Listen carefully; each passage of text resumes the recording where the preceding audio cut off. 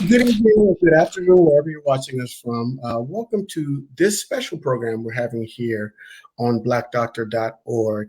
Um, you know, I know y'all seen my face many times here doing a myriad of programs on Black Doctor. And one of the things we're always talking about is healing, how we heal the body. We've talked about hypertension, we talk about cholesterol, we talk about cancers and all types of a myriad of health and wellness topics.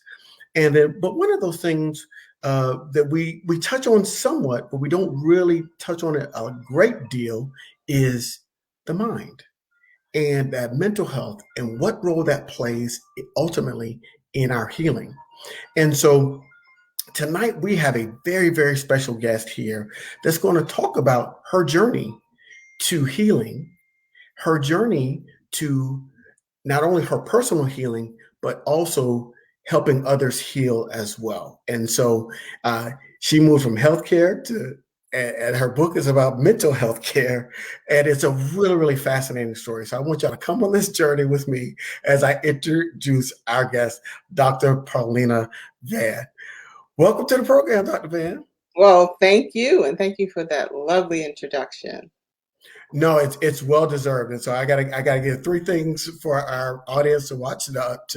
Three instructions for our audience. First thing is, I want y'all to let us know where you're watching from. We like to know where people are watching from all over the globe. So make sure you drop in the comment section where you're watching from.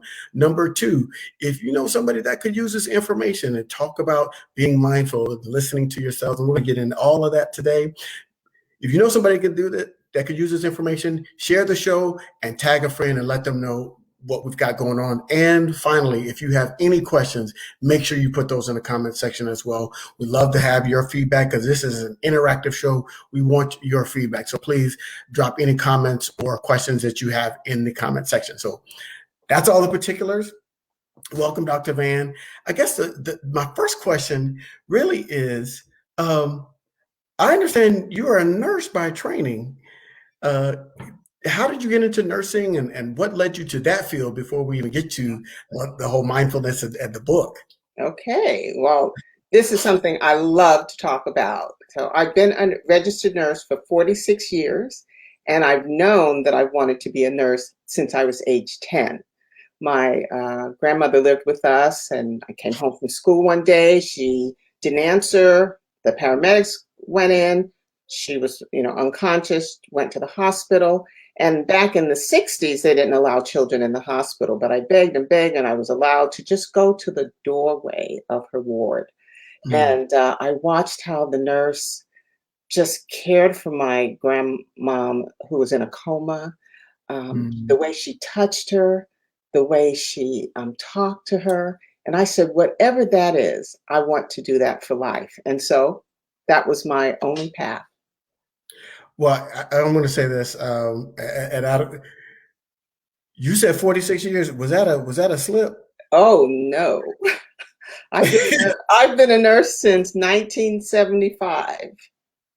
Wow. Well, yes. Well, whatever you're drinking and eat, let us know that because you look wonderful. And it's fabulous. 46 years, wonderful. So you had this wonderful experience as a child that impressed you from a nurse that just left a lasting impression on you. Yes. So talk to me about your nursing career. How did that progress? Wow. For over the 46 years, most of my time has been spent in administration, either in the hospital, in community health, home health, and eventually academia. I spent the first 4 years clinically, but I always kept up with the practice. And so I just had a fabulous career. I can't think of anything that I would do differently. Hospital, bedside nursing, administrator, now professor. I have an earned doctorate, so I conduct research. So it's been wonderful. And now I've become an author of a book. I have a lot of journal articles, but to have this major project come to being is pretty sweet. And that's really what I really kind of want to literally roll up my sleeves or figuratively roll up my sleeves and get into that, because I'm like, you had this wonderful nursing career, right? 46 years, You're in nursing, you've reached the pinnacle of your profession. Most people would be like, I'm good. Like I've done that. I've lived a great, wonderful life, you know. But then something changed. Can we talk about what happened right before you that led you to writing your book? Absolutely. Um, and I love telling this story. Um, a series of things happened in my life. When I think of the most recent, and that would be in 2014, my brother almost died, and he was in a coma. And when he woke up from the coma, so he's in the coma about 6 days, and when he woke up, he looked at me and he said, "Are you still working the way that you always have?" And he thought it was 2004. So we're 10 Mhm. years. And it just made, he said, "And if you are, you have become your work." And Mm. when we thought he was dying, family was coming to visit, and people have gotten married, had babies, and all these were like strangers to me because I was immersed solely in my work. I didn't have good balance, and so I made a commitment once he recovered that I was going to immerse myself in self-care. So I began by meditating and doing mindfulness and really Mhm. getting trained in those areas. And so, do we want to speed up? Do we want to go forward and tell Well, you? okay. So 2014, your Yeah, brother's he wakes up and he gives you what sounds like an epiphany, right? He speaks a word, as we say, in church circles. He spoke a word into you, yeah. and that word seems to have landed. And so that moved you to what next?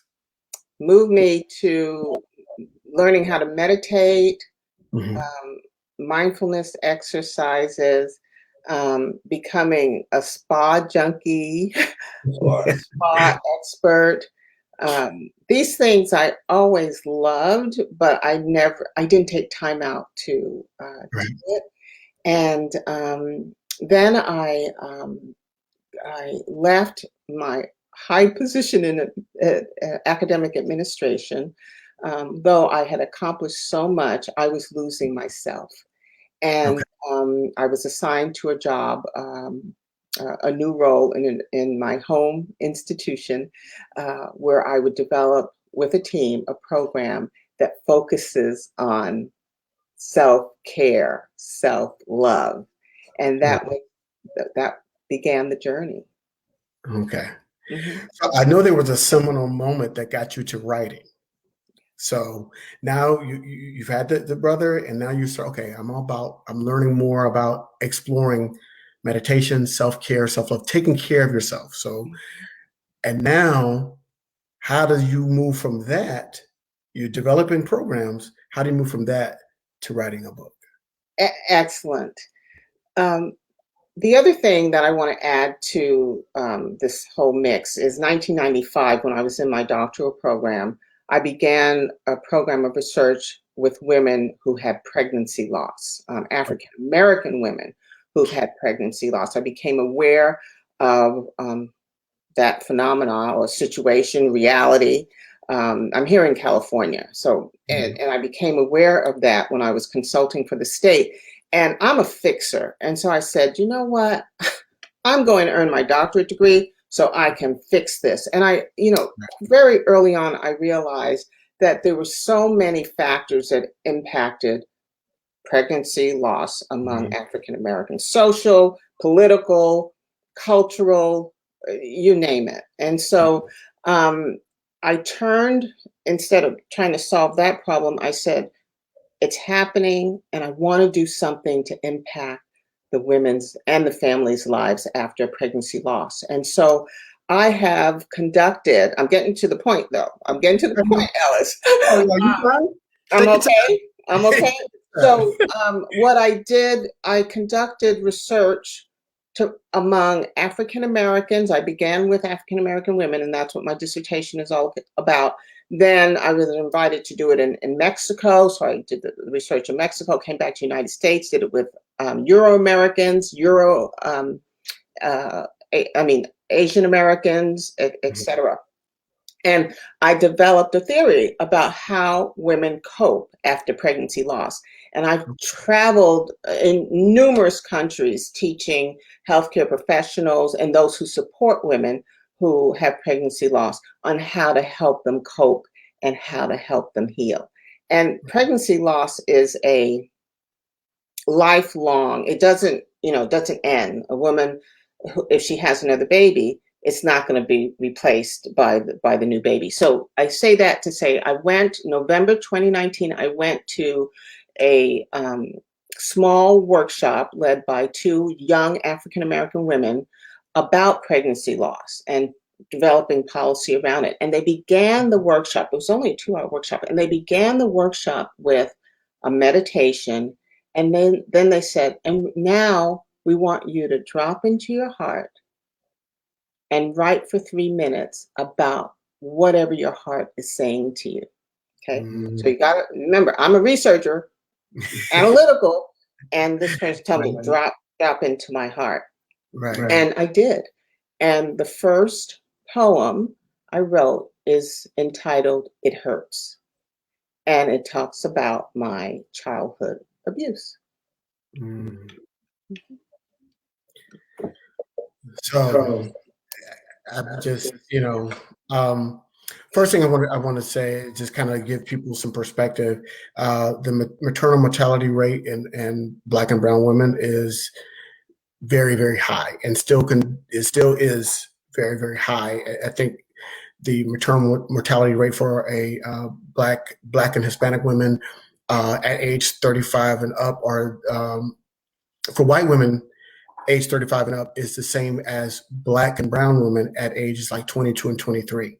And so there's a significant gap in maternal mortality rate. So thank you for taking on that challenge, even back in 1995, and even we're still working on that today here in 2021. The second thing is the fact that when you went into your heart, you went deep, because a lot of times when people have past histories of abuse and trauma, they tend to bury it and don't want to bring it back up.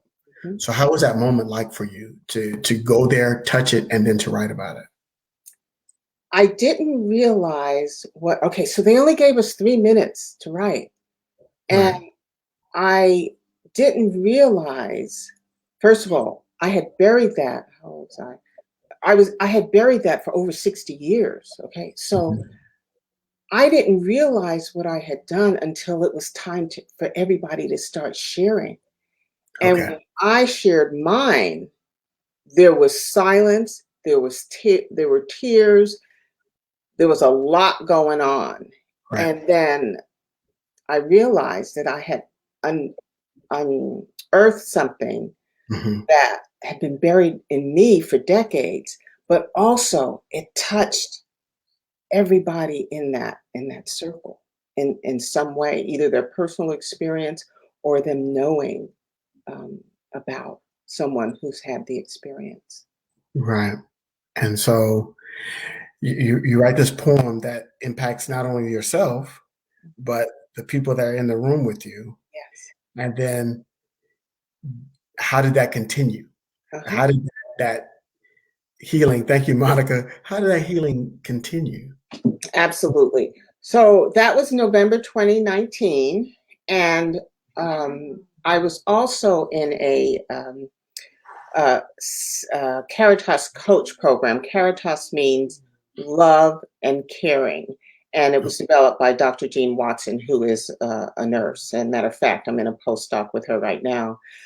So my work about self-care and self-love continues. Right. But so that was November. In this program, all online since we were in COVID, it was April 2020 that I responded to a post where one of my classmates asked me, she said, how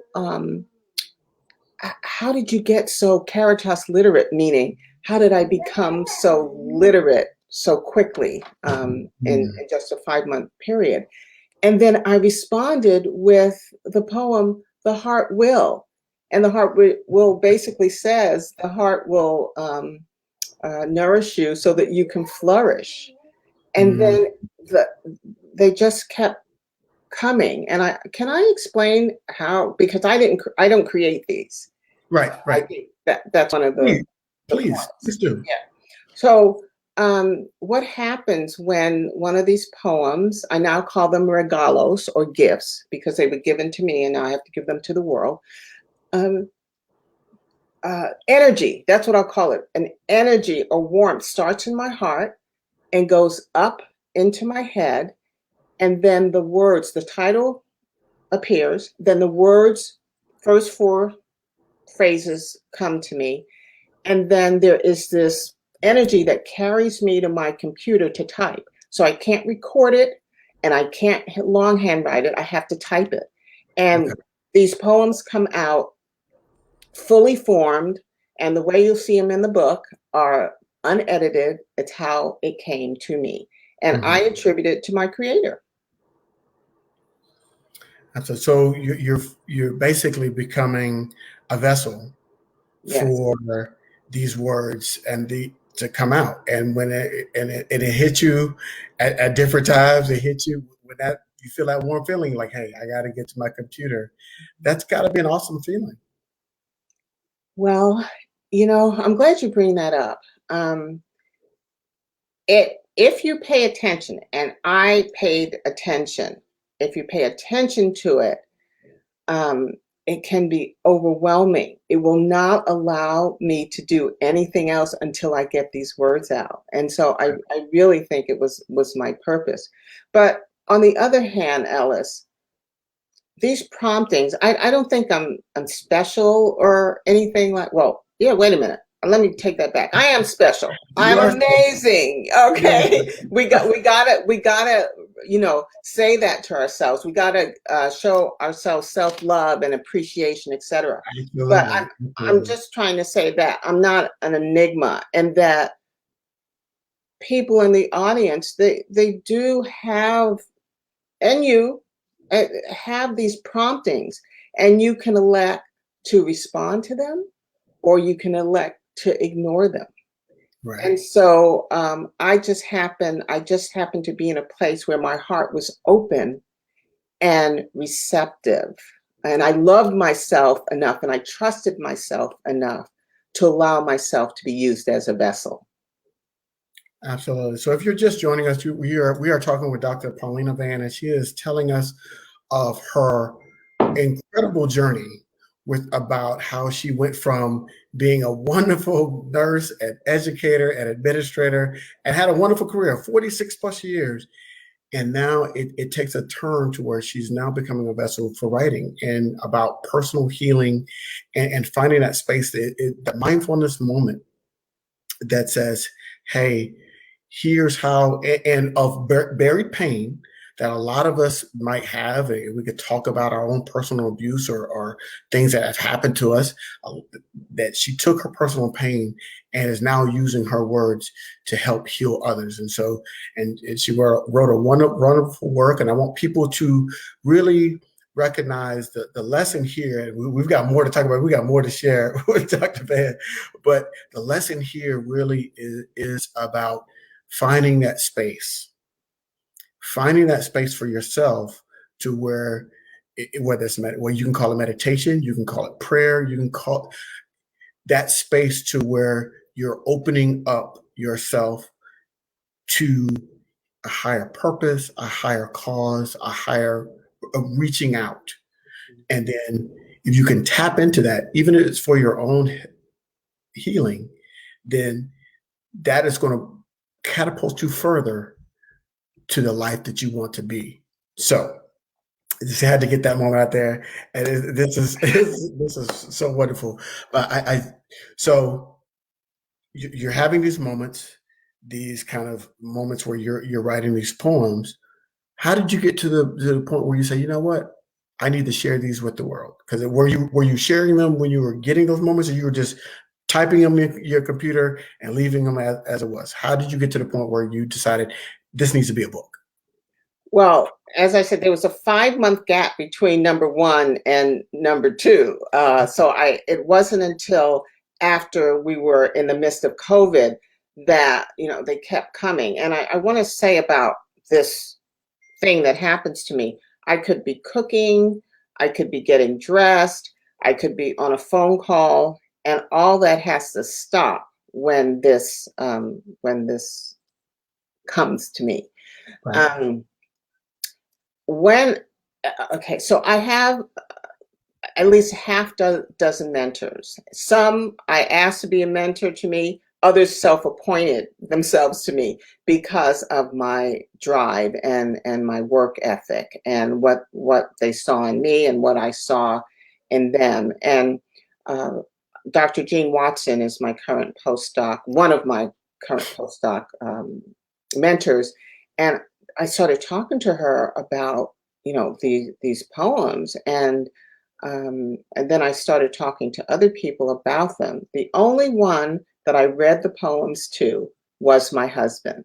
So if one came to me at 2 o'clock in the morning after I was done, I woke him up and I would read it to him, and he would say, "Oh, it's fabulous!" And he's my husband, so I thought, he's just talking. But then I was brave and I showed it. I didn't show it to them, to any medical healthcare providers or any of my friends or family who are in health, because I wanted to see, does it really have an impact on someone whose focus, expertise, worldview does not necessarily have the expertise of health? And it was amazing, Ellis. It's amazing the feedback I got. And I just want to say this to you, that when you were summing up my last share, I started getting goosebumps because you're using the language that I use. And it is so heartwarming to have that happen. I had someone review the poems, and his review was in a poetic form, and he said, "I don't know how this happened. This happened after I read your work." So, yeah. It reminds me of that show. What was that? Touched by an Angel, right? And so back in the day, maybe I just dated myself by talking about that show. I don't even remember that show. I'm too young to remember that. I think it was Della Reese was Yes. the principal actor, and so that was one of the things. So, and I think that's a good summation of what's happening. You don't sometimes when we're being used as a vessel, and we talked about that tonight. Sometimes when we're used as a vessel, it's not to be questioned, right? We just, okay, this is the path that I'm on, and this is the path that I'm being led down. And so, whether you believe in God, whatever higher power, just use me, right? And I appreciate the fact that you are open enough to not only to be used in that way, because a lot of people, we get that tapping on the shoulder, right? That, hey, I may be doing this, and some people call it intuition, some people call it my conscience. There's a myriad of names for it, myriad of words for it. But really, it's that nudging, life nudging, to say, you know what, there's a better purpose for you, and you need to go in this direction. And so I applaud you for listening and being open enough to move in that direction. Well, remember, I hid it for over 60 years. And there's that. Yeah. So there had to be, and if I can just share anything that I've learned from this journey is,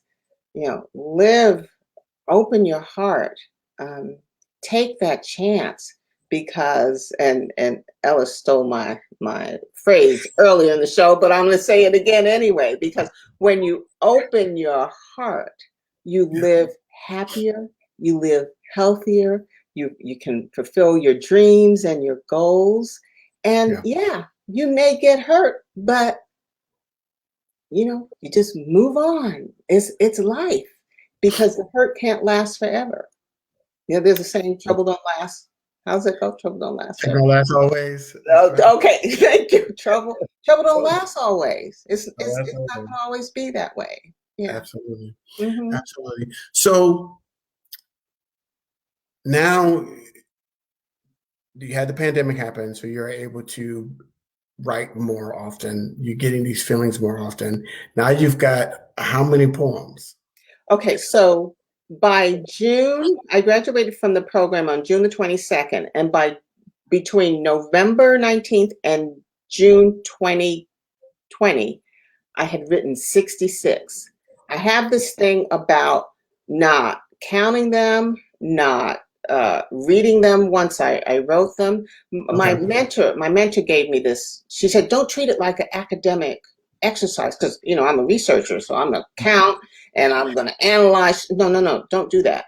And Right. so June I had 66, and then they came until I had 98 in September, and then nothing happened in October, November, December, and then January I wrote the 99 and 100, and Okay. then that's when I decided to publish the book. But I can I tell the story because Sure. Yeah. uh, uh, the first poem that's about my childhood abuse ends with "I get to live and love again." Okay, I get Mm, to live and love. The last poem, because I kept saying to my mentor, how am I going to know if I'm not being analytical? How am I going to know that it's the last one? Well, Ellis, the last one, and I can't remember, I have 100, but it has to be God's will or something like that. But it ends with the um, the love as a not pseudonym, but it ends with the four last phrases ends with love. And then I said, this is full circle. okay. I began seeking love, and here it is. Mm-hmm. So, it's interesting when you're bringing up that process, and I don't want to, you don't need to reveal what the trauma was, but I think it will be good because all of us, many people have had some sort of hidden trauma at some point in their life. And so how was that process of going through it, reliving it a little bit, and getting through it and finding a way to finding that path through it to get to the other side? How was that process, and how can your poetry help people navigate that process? Mm-hmm. Oh, that's a great question. Um, so the first one was a shocker that I even remembered and then wrote about it. But as we progress from 2 to 100, my creator and whoever, there are different beliefs out there in the audience, which I really respect, but I'm Christian, and so my creator is God. And he took slices. So just think about a big pie. He took slices of my life, 99 more slices, and used it for healing, for inspiration, Mhm. um, for motivation, for encouragement. And so this book is actually, if we want to call it an ethno autobiography, because it's using my life to talk about forgiveness, hope, joy, you name it. You name a life experience, and you're going to find it in this book. And what I have found from my readers is that, and one of the reviewers wrote this, someone that professional colleague, and she said, you cannot read these without seeing yourself Mhm. in each of them or in some of them. And so I say this work that was given to the world through me, um, you just open yourself up to find yourself in each of these, and it's going to solve or help you solve, put you on the path to solving whatever the issue is. Yeah. Well, I'm gonna put you on the spot here, as we're. um, I'd love to, and just for the record, if you're watching us, to get the book is scrolling across the bottom of the screen. So I know we've already had a question. Somebody wants to buy the book. The name of the book is Regala Healing. Regala means gift, right? Yes, to give a gift. Yes. And so that's scrolling across the bottom screen, and we've also put it in the comment section where you can click and buy it. Don't leave the, we want you to stay here and watch more of this interview with Dr. Mann. But after the program ends, you definitely click on the link and you can go buy the book directly from her and get that healing on your own. But what I'm saying is I'm going to put you on the spot, and I'd love for you, if you are up to it, read us one of your poems so we can just kind of get a feel for what to expect when we buy your books. We all buy the book. Everybody, I've already laid it out there. Everybody's buying the book, but I'd really love to get that feeling. Okay. And so, I'm an intuit, so I figured you would ask me to read something. Yeah, and what came to me is that perhaps I should share where I started. So may I share where I started, and then we have an opportunity to see my healing as we meet, in the future. Okay, all right. And so this is the one I wrote November 2019 during that workshop on pregnancy loss, and it's entitled "It Hurts." Okay. It hurts because I buried experiences. It hurts because my emotions came through anyway. It hurts because my parents were the culprits. It hurts because I couldn't defend myself. It hurts because the abuse lived in the background, adversely impacting my life. It hurts because I didn't feel lovable. It hurts because feeling unworthy made me accept relationships which were unhealthy. It hurts because I pushed people away who could have been helpful and loving. It hurts because I suffered emotionally most of my life. It hurts because I may have impacted others unknowingly, but now I am healing the hurts. Hurt is fleeting. Hurt is losing power. Hurt is dead, and I get to live and love. Wow. Let's take a deep breath. Right. Everybody take a deep breath.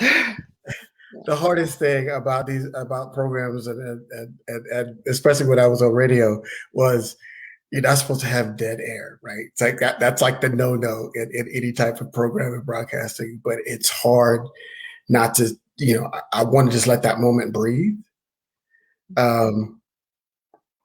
So I really just want to say, thank you.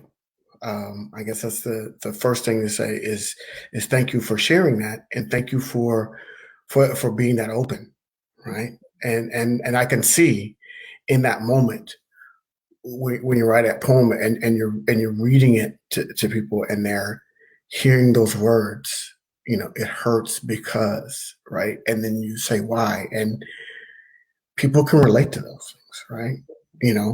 We can relate to hurt. Whether it's by a loved one or a family member, or it just we can all have a relationship. We all have a relationship with hurt, and hurt that we haven't resolved, and hurt that we haven't gotten over.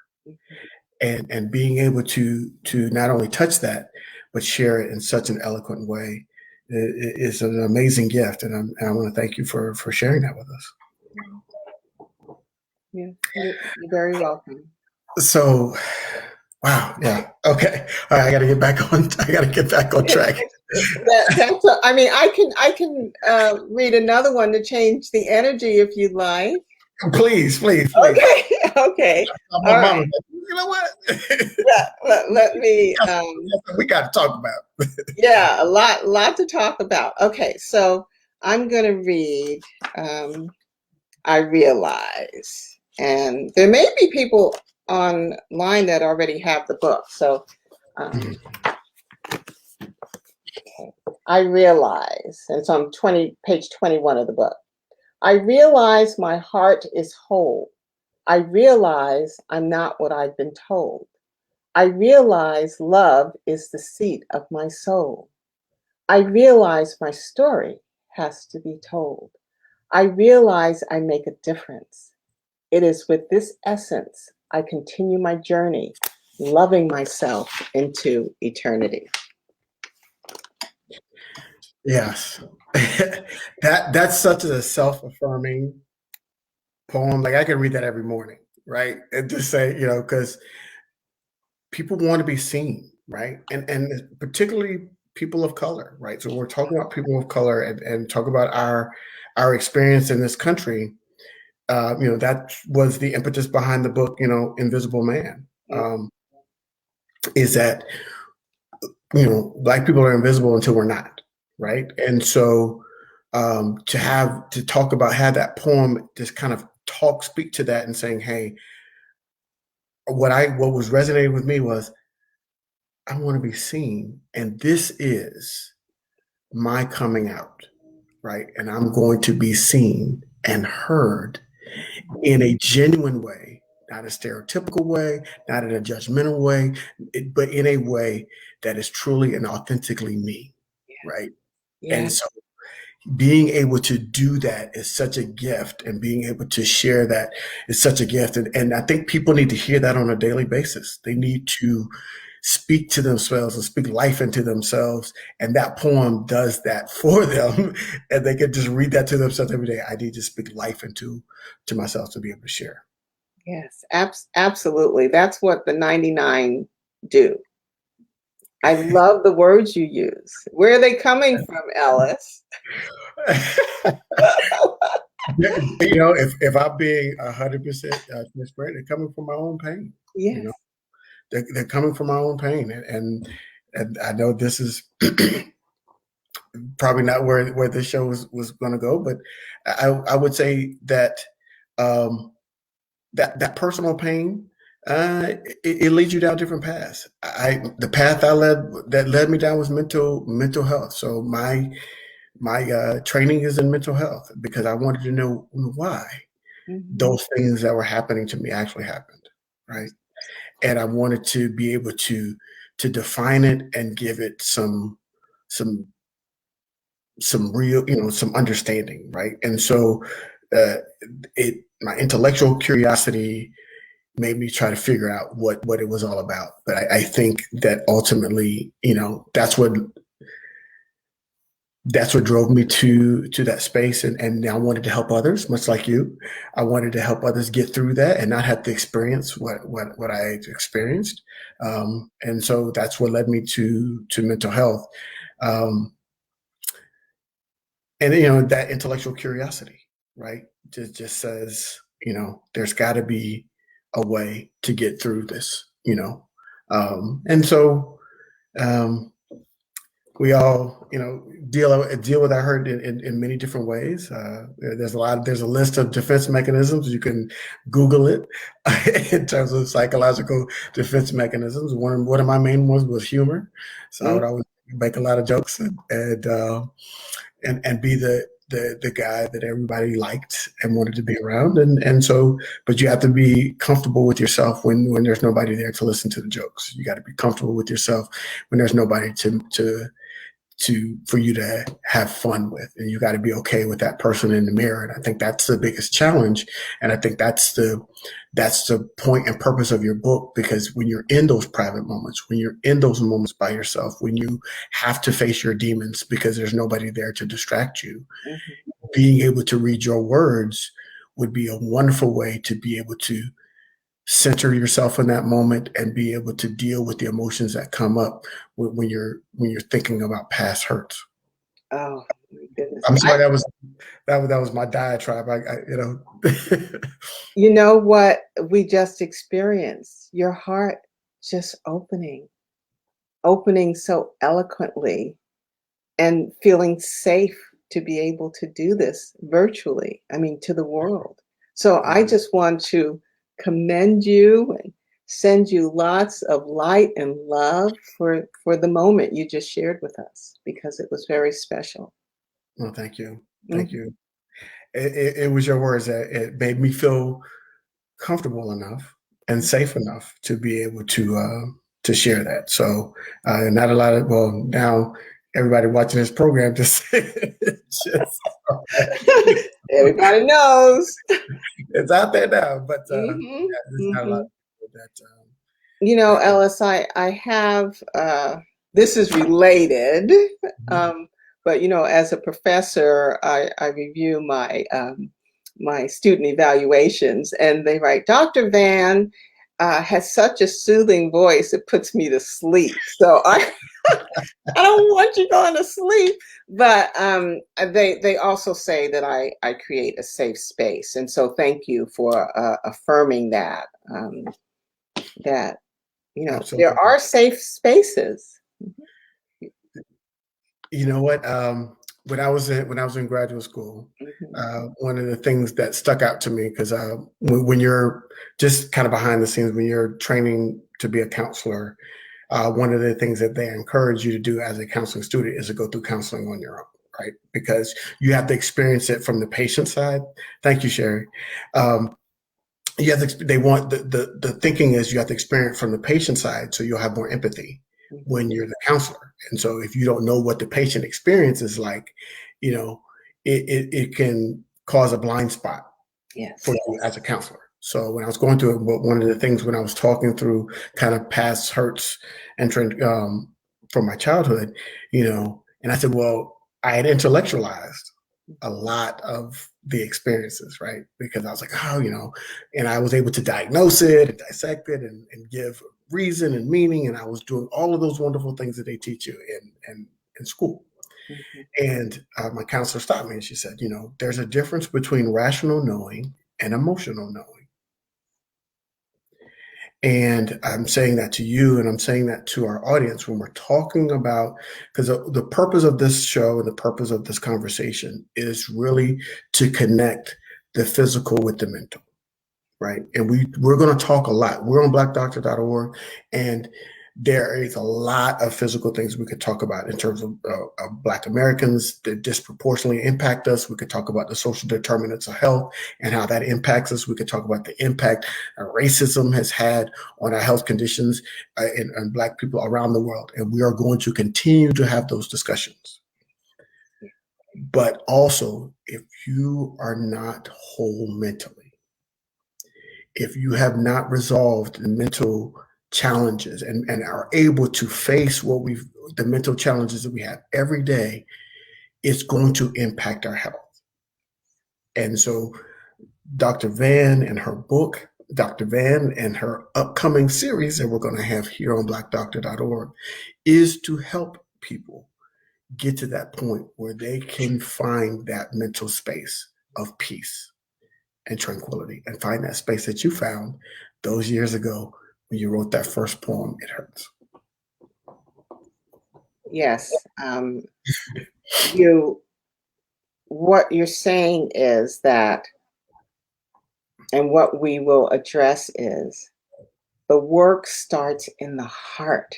We Yeah. think the brain is running things. And I apologize to anybody out there in the neuro specialty who believes that. But the reality is, and I'm a heart math certified instructor, and the science around how powerful the heart is. And the heart has a brain, the heart has brain cells. It's electrical, but it also has brain cells. And this energy can go 3 feet out. Your heart energy. So whatever you're feeling in your heart, other people are going to feel. The brain, the energy only goes about an inch from the top of the head. So we have to take care of this heart. We have to love ourselves. We have to be compassionate. Compassion meaning treating yourself like you would your best friend that you like. Okay, that's what you like. So Right. that's where it starts. And so we're going to do a lot of heart work, and it's going to mean that we're going to get vulnerable, just like Yep. Alice and I were today. But this is a safe place. Yeah. Yeah, we're on virtual, and yes, it's recording, but Alice and I can tell you, the experience we had is not unique.